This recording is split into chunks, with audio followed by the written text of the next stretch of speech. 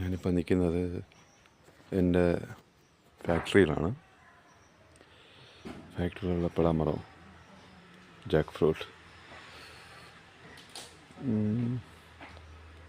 அது வந்து தேன் வரைக்கும் சொல்லுவாங்க. வச்சு 5 வருஷம் ஆச்சு, அவ்வளோதான் வளர்ந்துருக்கு.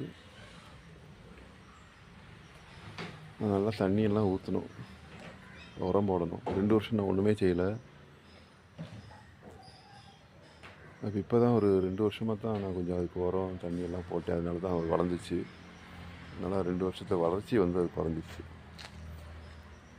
4 வருஷம் இருக்கும், 5 வருஷம் இருக்கும். தேன் வரைக்கும்னு சொல்கிறாங்க, எனக்கு வரமத்தில் தான் தெரியும்.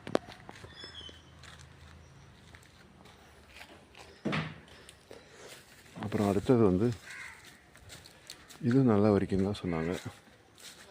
இது ரெண்டும் ஒரே மாதிரி வச்சது தான். இது ரொம்ப வளர்ந்துருச்சு, பெரிய மரமாக இருக்குது. இதில் சின்ன குட்டி குட்டி மரம்லாம் வந்துச்சு. குட்டி குட்டி அந்த சின்ன ஃபஸ்ட்டு காய்க்க மரத்தில் அதெல்லாம் காய்ச்சி இதாகிடுச்சு. இந்த எவ்வளோ பெருசாக இருக்குன்னு பாருங்கள். அதெல்லாம் காய்ச்சி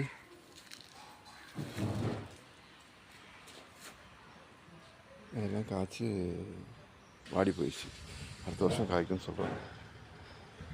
2 ஜாக் ஃப்ரூட் மரம், நல்ல மரம், நல்ல பழம்னு சொல்கிறாங்க.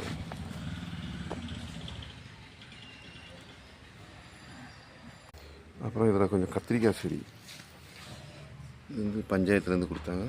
கத்திரிக்காய் செடி இவ்வளோ வந்துருக்கு. 6 எண்ணம் வச்சேன். 6 எண்ணத்தில் 7 எண்ணம் வச்சேன். 7 எண்ணத்தில் 6 எண்ணம் வந்துடுச்சு.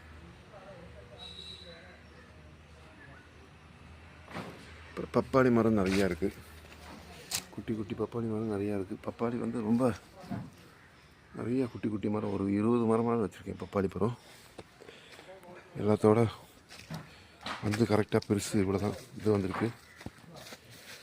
இதுதான் பப்பாளி பழம் பெருசாக இருக்குது. இதில் கொஞ்சம் பூத்திருச்சு, 1-2 பூ போயிடுச்சு. இனி வரும்னு நினைக்கிறேன்.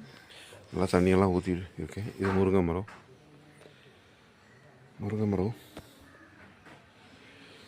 இது ஒரு முருங்கை மரம் வந்து எல்லாம் வராது. அதனால் ஒரு 5 முருங்கை மரம் வச்சுருக்கேன். எது வருமோ, எது காய்க்குமோ அது ஃபஸ்ட்டு காய்க்கட்டும் அப்படின்னு சொல்லிட்டு வச்சுருக்கேன்.